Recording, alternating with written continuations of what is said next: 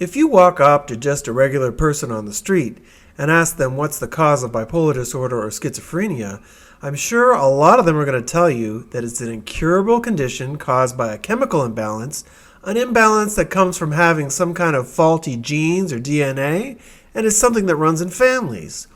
To put it bluntly, the problems are biological in nature, and the only thing we can do about them is take meds for life. This is a story that's been told to the public by psychiatry for decades, and one which we have bought hook, line, and sinker. But then, in May of this year, 2013, an earthquake shook the world of psychiatry. Newspapers and magazines that normally never pay any attention to psychiatry were shocked to discover that the American National Institute of Mental Health was no longer supporting the American Psychiatric Association's Bible of Mental Illness, the DSM. And this was happening just 2 weeks before the newly revised and highly controversial DSM-5 was about to be released. To quote Thomas Insel, the director of the NIMH, "Unlike our definitions of heart disease, lymphoma, or AIDS, the DSM diagnoses are based on a consensus about clusters of clinical symptoms, not any objective laboratory measure." Finally, the NIMH was openly admitting to what many critics like Robert Whitaker, author of Anatomy of an Epidemic, had been saying for years, that the DSM lacks validity. You see, here's the thing. The disease or illness psychiatry refers to is only a set of behavioral symptoms. When someone is paranoid or has delusions of grandeur, for example, there is certainly something happening. Nobody can deny that. The only trouble is, psychiatry can't find the origins of these symptoms or any other mental disorder. It's not like cancer, where you can actually see the cells with a microscope, or diabetes, which can be detected with a blood test.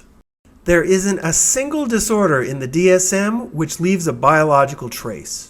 But what about the dopamine and the serotonin levels? Surely they can be tested. And yes, they can. And what the credible research proves is that people with mental disorders have serotonin and dopamine levels that are completely normal until they start taking medication. Everything else you've been told about the chemical imbalance theory is pure myth. So by now you might think that the NIMH was onto a new leading-edge paradigm for how we will help people with mental disorders in the future. But no. In the same statement where he discredits the DSM-5, Thomas Insel goes on to say, "Mental disorders are biological disorders involving brain circuits that implicate specific domains of cognition, emotion, or behavior." But then, just a paragraph later, he writes, "It became immediately clear that we cannot design a system based on biomarkers or cognitive performances because we lack the data." What? From what I can remember from my grade 9 science class, a fact is not a fact until you've got the data. Unless you can measure something with an instrument, science needs to assume that it does not exist. In this case, if there are no scientific means of detecting that mental disorders like schizophrenia, bipolar disorder, or depression are biological diseases, then we need to assume otherwise. Now, obviously embarrassed, the American Psychiatric Association needed to respond with some sort of reply, and so they did, with this gem. "We've been telling patients for several decades that we are waiting for biomarkers. We're still waiting. So if you're confused about your disorder, you should be. Psychiatry has been playing a shell game with you for so long that they can't even separate fact from fiction. So why continue with this game of insisting that mental disorders are biological when they still have no proof?" Well, many people in the anti-psychiatry movement would have you believe that it's a result of the influence of big pharma and all of the money that's involved.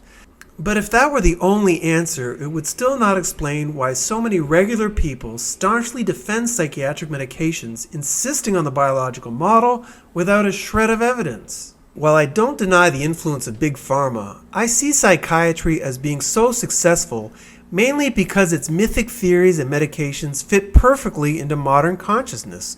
People are easily led to believe that mental disorders come from genetics because, based on a scientific materialist worldview, where else would they come from?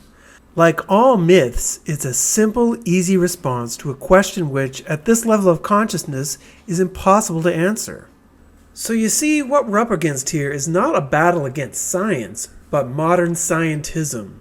The belief that everything and anything can be explained with scientific explanations, even when there are none to be found. In this way, I don't see psychiatrists as corrupt liars who are simply out for the money. They're more like high priests of a religious belief system. And in truth, I'd much rather have my priest tell me that I've got a chemical imbalance than tell me that I'm being possessed by the devil.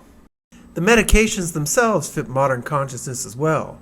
Despite the difficult long-term side effects, psych meds have proven themselves useful in suppressing undesirable states of mind. They help people hold down jobs, raise families, stay out of the psychiatric hospital, and even stay out of jail. So in my opinion, psychiatry will continue to play a huge role in our society, at least until postmodern cultural transformation is complete. And a big part of that transformation means encouraging our world to face the facts that psychiatry has no idea where mental disorders originate and has no idea how to heal them.